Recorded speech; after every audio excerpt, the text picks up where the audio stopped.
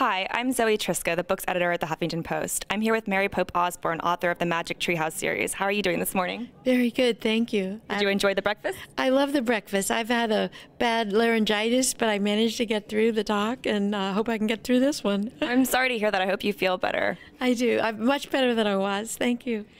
And so what's the inspiration for the Magic Treehouse series? I wanted to combine mythology and folklore and real life and history. So I wanted a time travel device. This was 22 years ago. So at first I tried a magic cellar, magic whistles, magic artist studio, magic museum.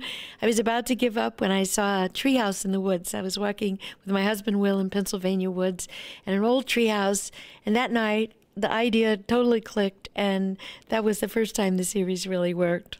That's such a great story of your inspiration. What about the new book? What's that about?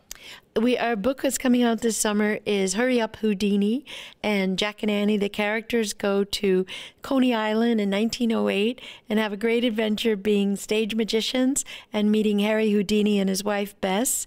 And our accompanying nonfiction guide, written by my sister Natalie Pope Boyce, is tricks from magic tricks for kids to do for themselves. So did you end up doing a lot of research on Houdini? Oh yeah, a ton of research on Houdini, and he was a great guy. I even watched his old movies, his silent films, and but I loved his wife. She was a discovery, so she becomes a leading character by the end of the story. Oh, that's really cool. But what's the weirdest thing that you learned about him? Wasn't he kind of a weird guy?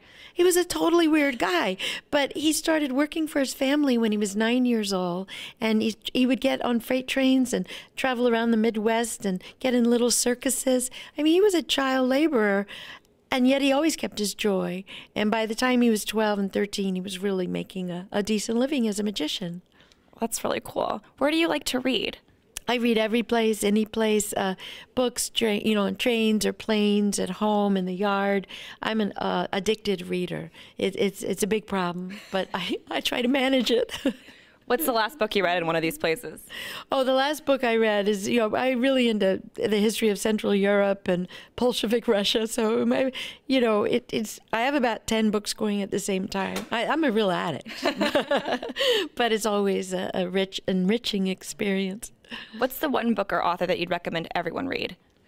I hate to say this, but that question is truly impossible to answer. As a book lover, I would have to probably list my 100 favorites, and you don't want me to start on that. But I would say there's so many riches out there that each person has to find them for themselves. That's a good answer. Thank you so much for your time. I really appreciate it.